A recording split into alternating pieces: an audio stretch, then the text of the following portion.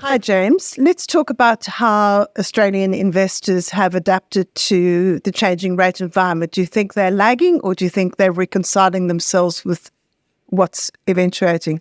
Yeah, look, I think we saw a bit of lagging. I think people are a bit unsure about whether with the interest rate changes starting last year, we saw a bit of a delay in a mix in client portfolios. But I think particularly since the start of 2023, we've seen a fairly dramatic reallocation from equities to fixed income. If we look at the fund flows between the various asset classes, we're really starting to see a risk-off approach by moving away from equities into cash and fixed income.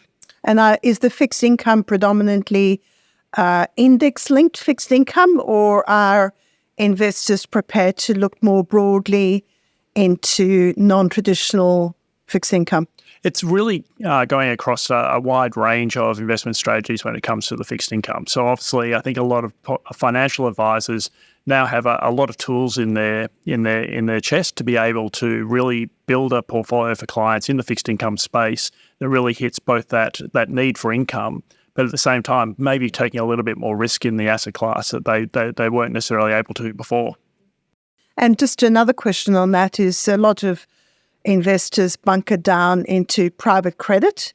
Has that been partially realised to accommodate other fixed income, or is fixed income coming entirely out of cash? I think fixed income is coming entirely out of cash and out of their equity allocation. So if anything, we're actually seeing a greater allocation to private credit over the last 6 to 12 months. And I think that goes in hand with that willingness to be able to take a little bit more risk because their income is being satisfied with their core portfolio.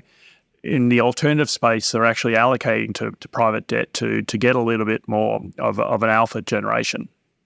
Now, we've just had our first day of the Income and Defensive Forum in Sydney.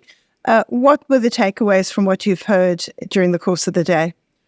My key takeaway was actually around the fact that there are a lot more strategies that advisors and their clients have now available to them. I think talking about, in the 2010s, trying to generate income was a pretty one-sided conversation. You were picking up, allocating to equities to pick up the dividend yield, or you were allocating to hybrids, and really sort of moving up the risk chain. I think now, taking a very, a broad approach to income generation and to defensive assets gives them a lot more tools in their chest.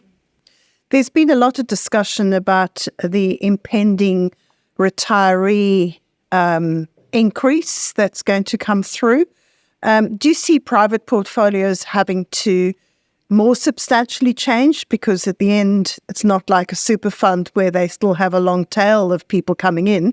The retiree is the retiree at the end of a private investor fund. So how do you, any advice or any thoughts about retiree for private investors? It's a good question. I think what we're seeing, and mainly from advisors, is the challenge of, as you say, the retiree is the retiree, and there's there's an end to that. And what they're also thinking about, and it's probably a little while talking about the intergenerational wealth transfer that will generate, and whether or not as the advisor they can actually hold on to the assets that are being inherited by their children and so forth. I think with retirees, and this sort of came up in our last session, is a lot of the anxiety around income has sort of dissipated. There was a lot of stress and a lot of concern around where income was being generated in the last sort of 10 to 15 years. That has gone away, but now they've sort of got that they're thinking about, okay, well, how do we actually build portfolio wealth into our portfolios for the next generation?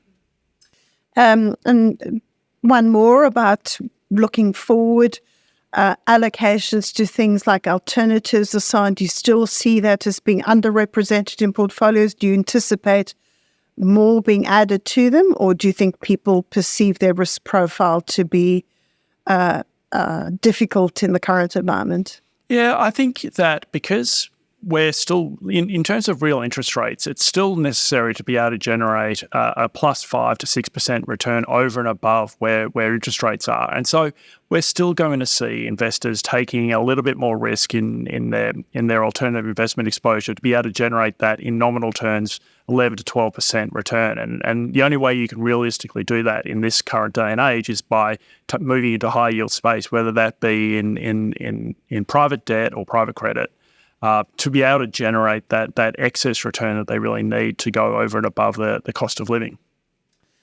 Well, one final question for you. This event has been held in Sydney and will be held in Melbourne, and I'm sure the audience in the two cities are somewhat different. Do you have a preference between Melbourne and Sydney? Well, having lived in both cities and more recently, obviously, in Melbourne, I'm going to have to give the edge to Melbourne purely because as an unabashed Carlton supporter, finally seeing my footy team back into the finals for the first time in 10 years is incomparable. And my kids who have never seen them play finals, it's the first time. So I'm going to give the edge to Melbourne purely because the AFL is just so much better down there. Couldn't give it to the weather, so you'll have to go for the football. Correct. Thank you, James. Thanks, Giselle.